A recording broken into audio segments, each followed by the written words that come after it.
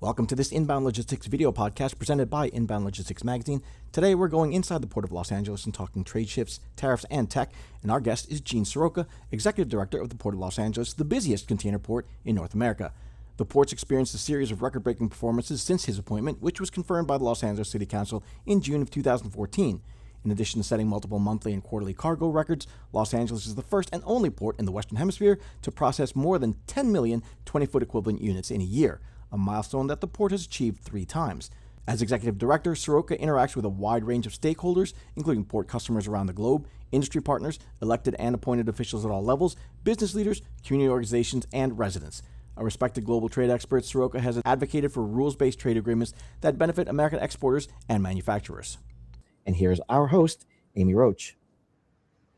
Thank you, Jeff. And Gene, hello, welcome. Thanks so much for joining us today. Good to see you, Amy. You too, as well.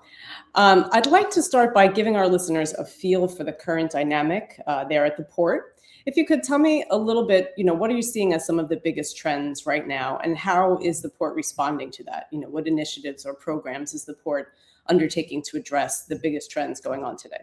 Well, I think the biggest trends are the trade policy that are kind of being meshed a little bit with industrial policy back in Washington, and the geopolitics around the world, which has an impact on supply chains at every front that we face today. Absolutely. And tell me a little bit about the port, how you're responding to some of those changes and those shifts. I'm trying to stay ahead of news, announcements, and things that may affect supply chain participants. Having been in this business a long time, lived in Asia and the Middle East on the ground for over 11 years, and having worked in 50 countries, I bring a different perspective, as does this port. And that's why making sure that we work very collaboratively across service providers, importers, exporters, and others in the supply chain, just to lean on each other and make sure that we're doing things that are in the best interest of the U.S. economy and trying to drive jobs, performance, and making sure people get their product to market when they say they need to. Absolutely.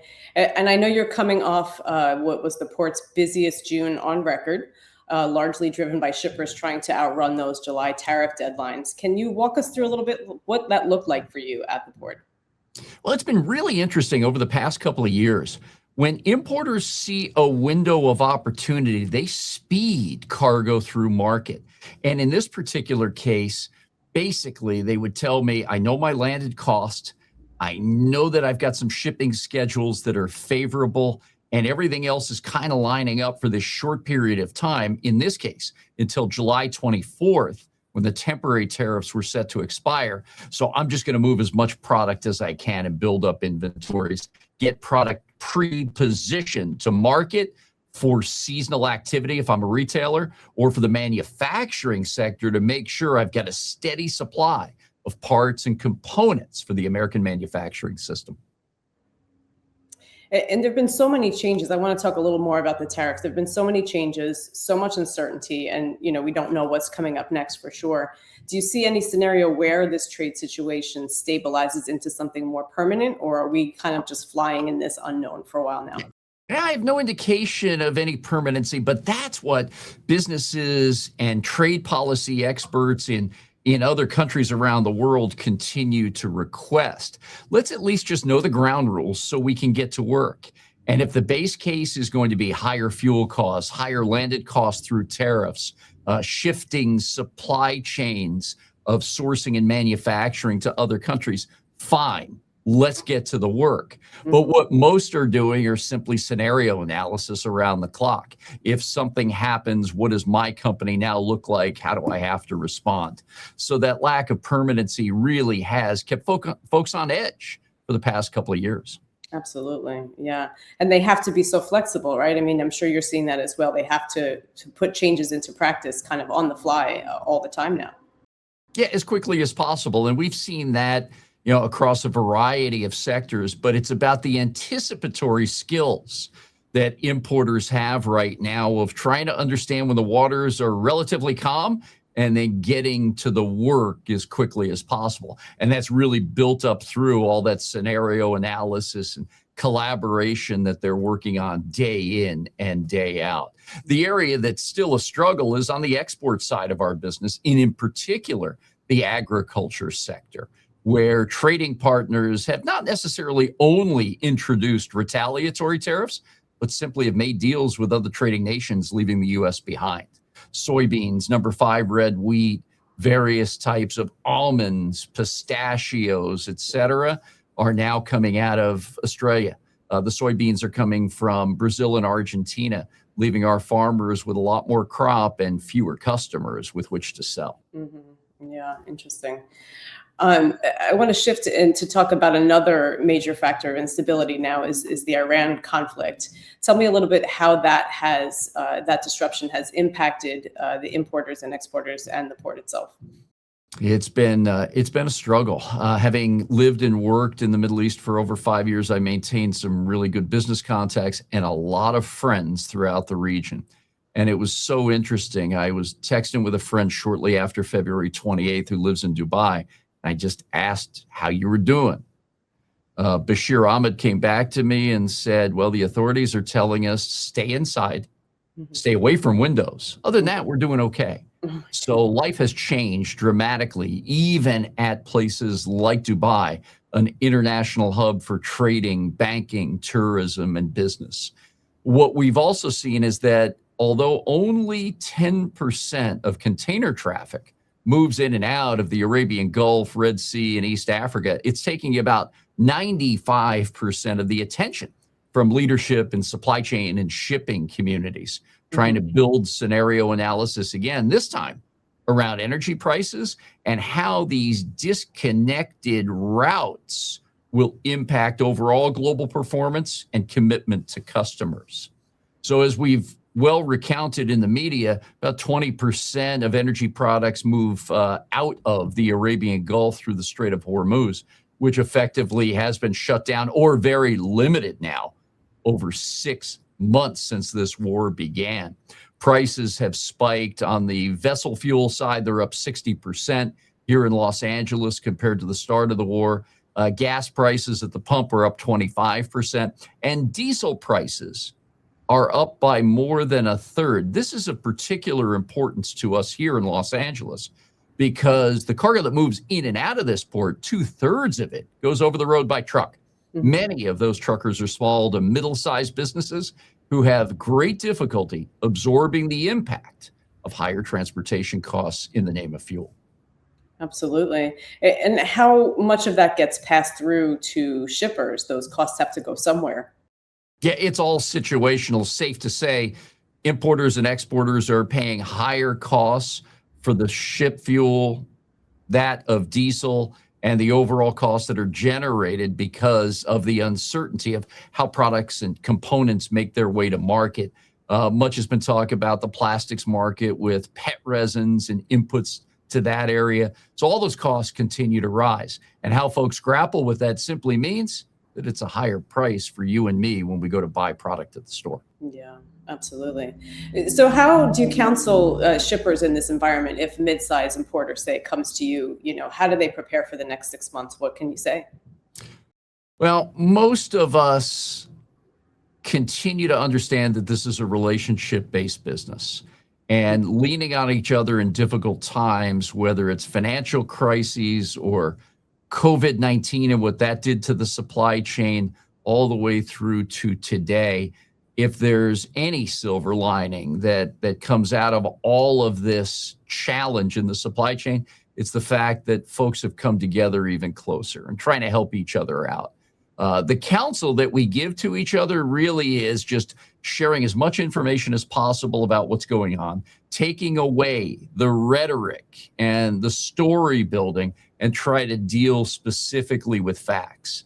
In many cases, it's about designing workarounds, and there's no shame in that. If you've got to be resilient, got to bring cargo to market, finding the best way to do so in uncertain times is the step forward that we all need to continue to make. So whether it's the National Retail Federation, Retail Industry Leaders Association, Agricultural Transportation Coalition, and so many others, including right here at home, the Harbor Trucking Association, LA Brokers and Forwarders, everyone is in communication around the clock. It's trying to make sure they're up to speed on the latest. And when decisions are rolling out for change, kind of beta testing it with trusted partners to make sure that folks are taking the risk associated with all of that research in the best way possible. Yeah, that makes sense.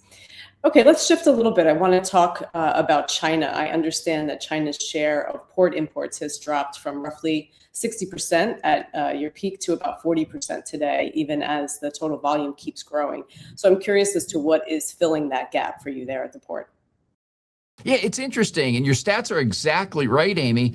And yet we've still grown over these past 10 years. When the first Get Tough on China policies came out back in 2018, we saw real run-ups in cargo until tariffs were implemented. And then by the end of 2019, in the fourth quarter, our business dropped by about 16% because simply as a country, we had built up so much inventory of brake pads, computer keyboards, and non-seasonal items that really you started to see the brakes put on a little bit. And then we got into COVID, which changed everything in the supply chain as we knew it at that time. The work with China continues. It's still 40% of our business, the single largest trading partner by nearly 2 times compared to the second. And the other thing that's really important to understand in today's environment is that based on statements from the 15th five-year plan of the central government in China that came out last November, they want to be known not only for exporting products, but now exporting manufacturing expertise. So you see China investing in factories and supply chains across Southeast Asia and around the world with concepts like the Belt and Road program. But the manufacturing know-how and how to bring products to market, these supply chains that have been developed over the better part of 45 years, are not simply installed only in mainland China. You're starting to see that effect and participation in other countries across the Pacific. Interesting. And I understand there at the port that you've used a multi-pronged strategy to help in this pivot away from heavy reliance on China trade. So tell me a little bit about what the port has done to differently capture cargo from other origins. Yeah, there's a lot that goes into this, but I don't think we've pivoted away from China. Again, from the port's perspective, our job is to build up trade and economic value, create employment opportunities, and be a good neighbor across the vast area of this port complex in the harbor and the millions of people that live along key commerce corridors. So we're still trying to ramp up every pound of freight we can coming from China and going there for the American exporter. But as they get involved in places like Vietnam, Indonesia, Malaysia, Thailand, Cambodia, we're trying to be there front and center as well. So my travels take me to key trading hubs as well as far-reaching locations to make sure people understand, even in this uncertain geopolitical environment, it's still the same Port of Los Angeles. We still want to do business with you. And at the same time, knowing that our success over the past decades has been built on a speed component in our strategy of getting cargo from Asia to LA and through the United States faster than anyone else can, that must remain intact. So we've worked very closely with our shipping line allies to make sure that we've put in nonstop services from Southeast Asia. You see, because the challenge in more normal times is the transit differential by going straight from point A to Los Angeles versus going through the Suez or Panama canals. There's a cost to that freight, inventory carrying. There's a cost component on price of the shipping container, and now a huge component of fuel. So if we can keep the transit time differential relatively large compared to shipping through those canals and adding in those additional costs of higher interest rates and fuel component, which is now upwards of 25, 30% of a vessel voyage, we remain very competitive. So there's a little bit of a look from an industry knowledge perspective combined with current events that's kept us relevant and growing our business here at the Port of LA. Yeah, and to keep up in that competitive aspect, I'm sure that infrastructure is crucial. Can you tell me about some of the current infrastructure projects that you're working on there at the port? Yeah, that's our bread and butter. And headed up by Bureau Chief Dina Arian Zayland, we have more than 160 infrastructure projects here at the Port of Los Angeles across a variety of sectors. Shipping business accounts for about 2/3 of our top line revenue. So that's really the driving force of Dina's initiatives.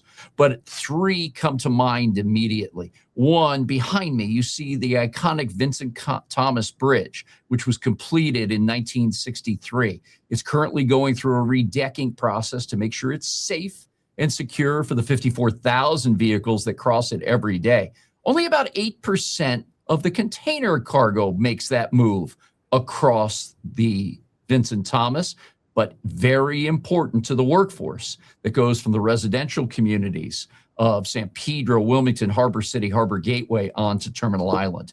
Just last Thursday, the port and the state of California signed an agreement to explore the opportunity to build a new bridge. The ships are bigger and require greater air clearance than this bridge will allow for. So we're going to go out to market. I'm heading to New York this Wednesday to talk with banks and financial institutions and drum up investment on what needs to be a much taller bridge, and maybe one with 3 lanes in each direction as opposed to 2, shoulders on each side to prevent backups, and a modernization plan that helps really catapult the 40% of port capacity that lies on the other side of that span. We're also offering to the public for the first time in a generation a brand new container terminal, Pier 500. Bids on that are due December of this year. And looking at an area of about 200 acres right on the Pacific Ocean, we've been putting landfill in that area for the better part of 2 decades. All that remains is 15 feet of water to cap off in the Pacific. The ability to drive more cargo, 88,000 direct and indirect jobs seems to be really enticing to the shipping and supply chain community. And we'll find out more about that when we see the responses to this bid. And lastly, we're building a new cruise center at our outer harbor terminal area. The cruise ships, like the one you see behind me, have grown to now 5,000 passengers. And the vessels are also too big to go under this bridge, make a U-turn in order to berth or park. So building a new $500 million cruise center with the assistance of Carrick's and their partners Loop Capital and Blackstone is sure to be an industry movement forward, because every one of these cruise calls means about $1,300,000 to our local economy within 2 miles of the port. That's retail, dining, and entertainment that really gets sparked by the largest drive market in the country. 20 million of us living in and around Southern California can jump in the car in Riverside at 10 a.m., have lunch here at the iconic San Pedro Fish Market or other locations at the West Harbor Dining Complex, and then get on a 4 o'clock cruise to the Mexican Riviera. So that's just a little flavor of the money that we're pushing through right now. And those last 3 projects could amount to about $12 billion in investment by the port and our partners. Wow, fantastic. I want to shift again as we are sort of dipping our first toes into the peak season time. I want to ask you some predictions for this year. What do you think the upcoming holiday season is going to look like? Obviously, inventories have already been elevated from that, pre-tariff front loading. So what do you think peak looks like this year? Now, it's going to be interesting. The American consumer has been extremely resilient through this economy, starting off during the COVID years when we learned how to buy online and curbside pickup became a family outing because we weren't traveling or dining out. And even in the face of higher prices that we've witnessed up and down over the last 6 years, we all continue to buy, dine, and travel. So I'm encouraged by what we're seeing, but there's probably going to be a fulcrum to this that we just don't know yet. How much longer can American families budget for higher fuel prices, those of electricity? The general affordability discussion nationwide is happening, and it's real. That being said, retailers have the inventory in place for seasonal products like back to school, fall fashion, and now we're starting to see all the year-end products from toys to footwear, clothing, etc. So I think we're well positioned from a retail standpoint, and it's a matter of one question being answered, and that's the American family's willingness to spend in light of higher prices. Yeah, absolutely. It's something we'll continue to watch for sure. I do want to ask you one more topic. I want to focus a little bit on technology, and obviously, everywhere in the supply chain today, we are talking about how AI is, creeping in and being used everywhere. So I understand that you have started to use AI for certain projects. Can you share some details on that? Yeah, it's in the news every day, and you hear people representing the Magnificent Seven tech companies talking about what this may mean to the worldwide economy and right here at home. We've also got a number of folks talking about how it's going to be a job replacement initiative, and that's got many folks spooked. But here at the Port of Los Angeles, again, the core policies around this port of driving business, creating employment opportunities, and being a good neighbor, this falls right into our sweet spot. So 3 big initiatives that we're running through right now. Number 1 are digital twins. Most of Dina's work over at that Bureau in Development, Construction and Maintenance, along with our naval architects and marine engineers, happens below the water surface. So if we can have real-time digital imagery of what's happening for a project that we're designing or one that we have to repair, those experts can get to the job much quicker than sending scuba divers under to take those images, come back to the office, upload, evaluate, and then get to the work of planning. Secondly, with that redecking project on the Vincent Thomas, we're using geospatial mapping to help route traffic and cargo, making sure that workers get to the job site on time and home safe back in the evenings. And then thirdly, predictive and prescriptive analytics with the Port Optimizer that we implemented over a decade ago here at the Port of Los Angeles. That digital information sharing system now has more than 10,000 users, all provided as a service from the Port of Los Angeles to understand what cargo flows look like. And every day in the supply chain, something happens that gums up the works or changes the schedule. The predictive and prescriptive analytics will allow us a suite of choices presented to experts on the ground so we can make those adjustments in real time. For example, we just put in a new truck reservation system to manage the 2/3 of that cargo that moves over the road. Available appointments have risen to 75%. And if you make a reservation for truck movement, pickup, or drop off a container, you're now 95% likely as a trucking firm to honor that appointment. So we're making some real advances here, all in the name of AI, but maybe taking a little bit of the mystery out of it at the Port of Los Angeles. Yeah, absolutely. And how would you say that these technologies and having access to the technologies and what they provide, have they changed or shaped the way you make your day-to-day decisions there at the port? Yeah, I'd like to say we're working a little bit smarter, more collaboratively. Folks that share information with us come across a wide variety of 9,000 transportation companies. And for those on the ground, they're just trying to make sure that they have a better look to executing their supply chains. And for the workforce, maximizing how many people can get out on the job and perform all these great tasks to keep America's economy moving. So to keep up with business, to be more efficient, to grow the economy, and then to make sure that we're being a good neighbor, we now have the lowest footprint of pollution per container shipped since we began measuring over 2 decades ago. Moving cargo smarter reduces pollutions, and bringing technology in that uses renewable and synthetic fuels while expanding the electrical grid can also yield further results to our march towards a zero emission port operation by the year 2030. So I'm really pleased with what technology is allowing us to do. And with jobs on the move upward and pollution down, I'd say we're starting to dial into a formula that's going to be helpful for generations to come. Fantastic. To wrap up, let's look forward a little bit. If you had to bet on one thing that could define the port's next 12 months, whether that's tariffs, geopolitics, technology, or maybe something else that we didn't touch on, what do you think that would be?